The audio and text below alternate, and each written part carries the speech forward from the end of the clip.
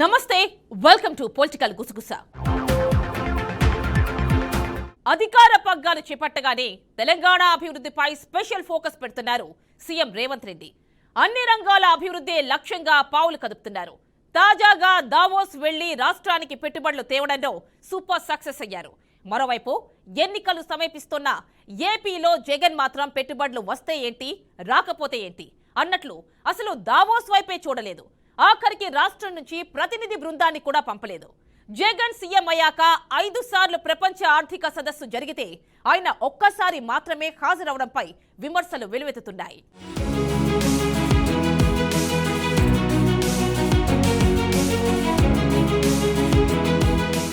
ప్రపంచ ఆర్థిక సదస్సు WEF లో తెలంగాణకు పెట్టుబడులు వెల్లువెత్తాయి. స్విట్జర్లాండ్లోని దావోస్లో జరుగుతున్న WEF లో ఒక్కరోజే రాష్ట్రంలో 37,870 కోట్ల రూపాయల పెట్టుబడులు పెట్టడానికి అదానీ, గోద్రెజ్, JSW, గోరీ, అలాగే వెబ్ వర్క్స్, ఆరాజన్ వంటి పలు దిగ్గజ సంస్థలు కూడా ముందుకు వచ్చాయి. దావోస్ పర్యటనలో ముఖ్యమంత్రి రేవంత్ రెడ్డి, పరిశ్రమల శాఖ మంత్రి శ్రీధర్ బృందంతో సమావేశమైన సంస్థల ప్రతినిధులు ఈ మేరకు ప్రభుత్వంతో MOUలు కుదుర్చుకున్నారు. తెలంగాణలో అదానీ సంస్థ అత్యధికంగా 12,400 కోట్లు పెట్టుబడులు పెట్టనుంది.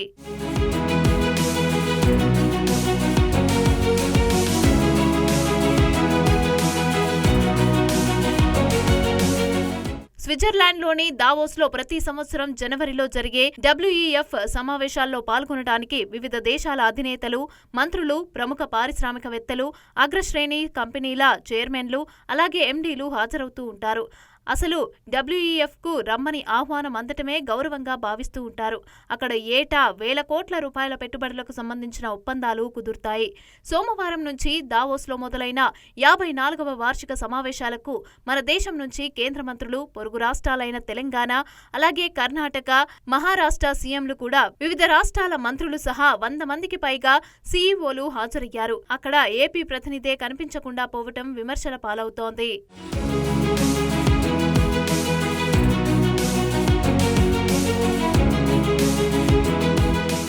అభ్యర్థుల మార్పులు చేర్పుల హడావిడిలో ఉన్న ఏపీ సీఎం జగన్ పెట్టుబడులతో పనిలేనట్లు దావోస్ సదస్సును పట్టించుకోలేదు. ఈ 5 ఏళ్లలో ఒక్కసారి మాత్రం దావోస్కి వెళ్లి వచ్చిన ఆయన ఇప్పుడు మళ్లీ గెలవటం ఎలా అన్న దానిపైనే ఫోకస్ పెడుతూ రాష్ట్ర అభివృద్ధిని పట్టించుకోవటమే మానేశారనే విమర్శలు వెల్లువెత్తుతున్నాయి. జగన్ వెళ్లలేదు సరికదా, కనీసం రాష్ట్రం నుంచి ప్రతినిధి బృందాన్ని కూడా పంపలేదు. రాష్ట్రానికి పెట్టుబడులను, పరిశ్రమలను ఆకర్షించడం పైన జగన్ ప్రభుత్వ నిర్లక్ష్యానికి ఇదే నిదర్శనమని అంటున్నారు.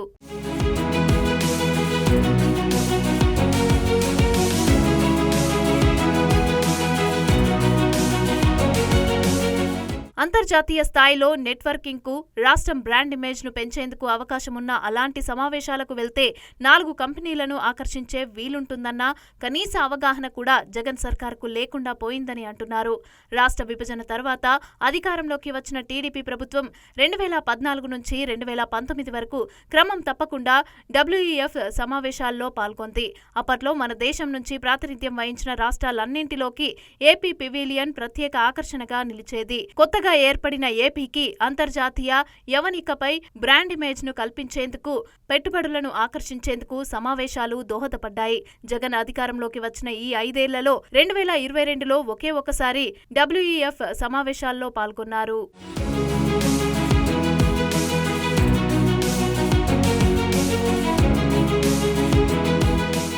అప్పుడు కూడా వైసీపీకి అనుకూలంగా ఉండే అదానీ, గ్రీన్ క్రో, అలాగే అరబిందో, అలాగే ఆర్సిలర్ మిత్తల్ వంటి కంపెనీలతోనే ఒప్పందాలు చేసుకుంది జగన్ ప్రభుత్వం. ₹1 కూడా విదేశీ పెట్టుబడి రాలేదు. ఇక ఏపీకి జగన్ సహా ఎవరూ ఈసారి ఎందుకు దావోస్కి వెళ్లలేదని అడిగితే ఆయన కేబినెట్లోని పరిశ్రమల శాఖ మంత్రి గుడివాడ అమర్నాథ్ అయితే దావోస్లో టెంపరేచర్ -డిగ్రీల్లో ఉందని, అంత చలిలో అక్కడేం వెళ్తామని మీడియా ముఖంగానే చెప్పేస్తున్నారు. ఇక 2023లో ఎందుకు వెళ్లలేదు అని అంటే విశాఖలో పారిశ్రామిక సదస్సు నిర్వహించి ప్రపంచంలోని పారిశ్రామికవేత్తలందరినీ కూడా ఇక్కడికే రప్పిస్తున్నామని, అందుకే వెళ్లలేదని పరిశ్రమల మంత్రి అప్పట్లో సాకులు చెప్పారు.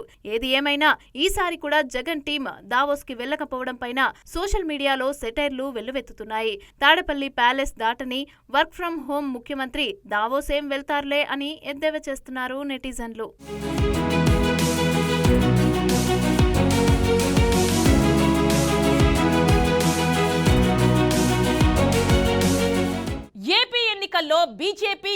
పార్టీతో కలిసి వస్తుందన్న దానిపై క్లారిటీ లేకుండా పోయింది. బీజేపీ పని లేకుండానే జనసేన అధినేత టీడీపీతో పొత్తు ఖాయం చేసుకున్నారు. ఒకప్పుడు కమలంతో పొత్తు కోసం ఎదురు చూసిన ఆ రెండు పార్టీలు ఇప్పుడు అసలు అటు వైపే చూడకుండా సీట్ల సర్దుబాటు చేసుకుంటున్నాయి. ఇలాంటి పరిస్థితుల్లో బీజేపీ రాష్ట్ర అధ్యక్షురాలు పురంధరేశ్వరి స్టాండ్ వచ్చే ఎన్నికల్లో ఎలా ఉండబోతోంది?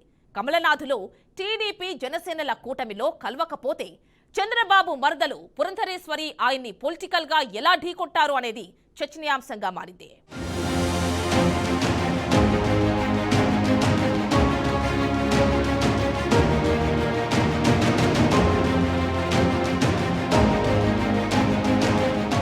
ఆంధ్రప్రదేశ్ బీజేపీకి కొత్త చీఫ్గా దగ్గుబాటి పురంధేశ్వరి దూకుడు ప్రదర్శిస్తున్నారు. అధికార వైసీపీపై నిప్పులు చెరుగుతున్నారు. అధ్యక్షురాలిగా తన తొలి ప్రసంగంలోనే జగన్ సర్కారుపై తీవ్ర విమర్శలు గుప్పించారు. అయితే ఇప్పటి వరకు టీడీపీపై మాత్రం ఆ స్థాయిలో విమర్శలు చేయటం లేదు.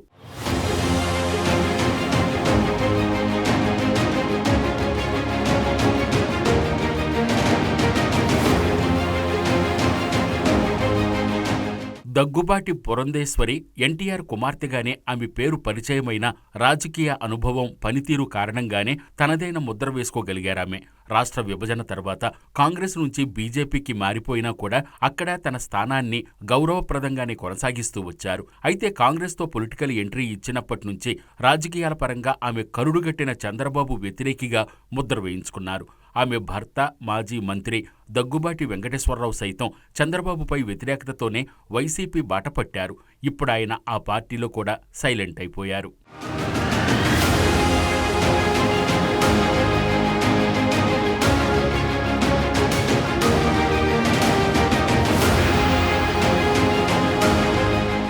అలాంటిది ఇటీవలి కాలంలో పురంధేశ్వరి టీడీపీ పట్ల ఒకంత సానుకూలతతోనే మాట్లాడుతున్నారు. స్కిల్ డెవలప్మెంట్ కేసులో సిఐడి అధికారుల వ్యవహారం అనుమానాలకు తావిస్తోందని ఆమె గతంలోనే అన్నారు. టీడీపీ అధినేత చంద్రబాబు అరెస్టుపై స్పందించిన ఆమె నైపుణ్యాభివృద్ధి శిక్షణకు అవసరమైన సౌకర్యాలు స్కిల్ కేంద్రాల్లో కల్పించినట్లుగా తమ పరిశీలనలో ఉందని పేర్కొన్నారు. కేసు విచారణలో భాగంగా రాష్ట్రంలో ఉన్న ఏ ఒక్క స్కిల్ డెవలప్మెంట్ సెంటర్ అధికారైనా స్పందించారా అని పురంధేశ్వరి ప్రశ్నించారు. అందువల్లే చంద్రబాబును అరెస్ట్ చేసిన తీరుపై తాము ప్రశ్నిస్తున్నామని ఆమె స్పష్టం చేశారు.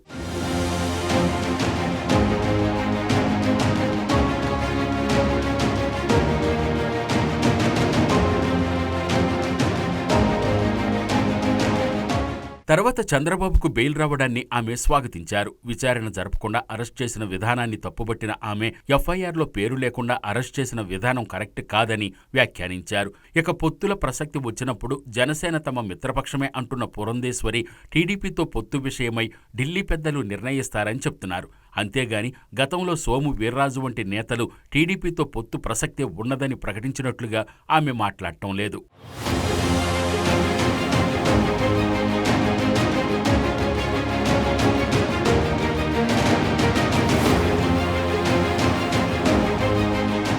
ఒక మరదలిగా తన బావ చంద్రబాబుకు అనుకూలంగా పురంధేశ్వరి చేసిన వ్యాఖ్యలు ఆమె వ్యక్తిగతమో లేకపోతే పొత్తులను దృష్టిలో పెట్టుకునో కానీ ఒకవేళ బీజేపీ ఒంటరిగా ఎన్నికల బరిలోకి దిగితే ఆమె స్టాండ్ ఏంటనేది ఆసక్తికరంగా మారింది. రాజకీయంగా ప్రతిపక్ష నేత చంద్రబాబు నాయుడుతో ఆమె వైఖరి ఎలా ఉండబోతోంది, టీడీపీని ఆమె ఎలా డీల్ చేస్తారనేది చర్చల్లో నలుగుతోంది.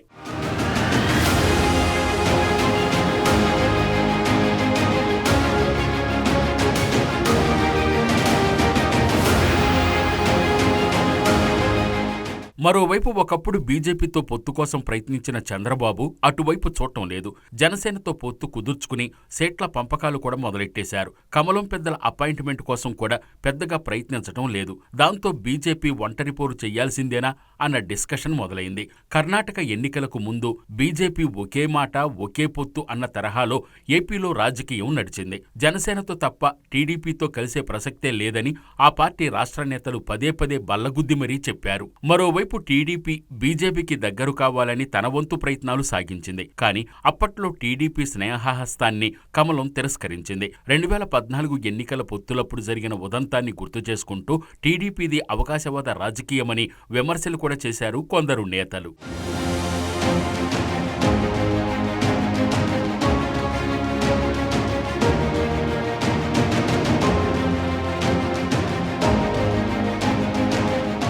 గత ఏపీ ఎన్నికల్లో 1% ఓట్లు కూడా దక్కించుకోలేకపోయింది బీజేపీ. దాంతో ఒంటరి పోరుతో ఒరిగిందేంటో ఆ పార్టీకి అర్థమైనట్లే కనిపించింది.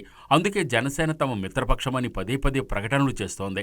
ఇటు పవన్ కళ్యాణ్ సైతం ప్రభుత్వ ఓటు చీలకూడదంటే టీడీపీని కలుపుకుని పోవడమే మంచిదన్న అభిప్రాయం బీజేపీ ఢిల్లీ పెద్దల ముందు వ్యక్తం చేస్తూ వచ్చారు. అయినా కమల్నాథులు క్లారిటీ ఇవ్వలేదు. దాంతో టీడీపీ జనసేనలు బీజేపీ విషయంలో డెసిషన్ తీసేసుకున్నట్లు ఉమ్మడి మేనిఫెస్టో సీట్ల సర్దుబాట్ల పనిలో పడ్డాయి.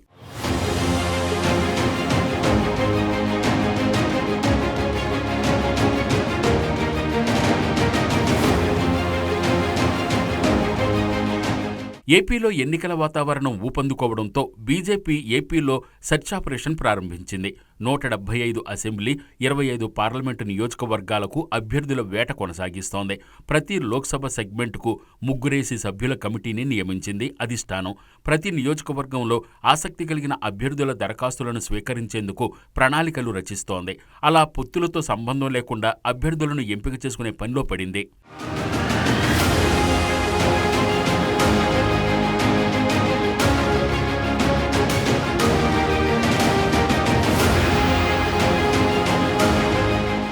ఇలాంటి తరుణంలో ఆ పార్టీ పరంగా పురంధేశ్వరి సెంటర్ ఆఫ్ అట్రాక్షన్ అవుతున్నారు. ఒంటరి పోరుతో ఏపీలో బీజేపీ సాధించిందేమీ లేకపోయినా ఎన్నికల్లో పోటీ అంటే ప్రత్యర్థులను విమర్శించడం తప్పనిసరి. ఆ క్రమంలో పురంధేశ్వరి టీడీపీ అధినేతను కూడా టార్గెట్ చేయాల్సి ఉంటుంది. చంద్రబాబు అరెస్టుపై ఆయనకు సానుకూలంగా మాట్లాడిన ఆమె రేపు ఎన్నికల ప్రచారంలో ఏమని విమర్శలు గుప్పిస్తారు, ఎలాంటి ఆరోపణలు చేస్తారనేది ఆసక్తి రేపుతోంది. మొత్తం మీద బావా మరదళ్ల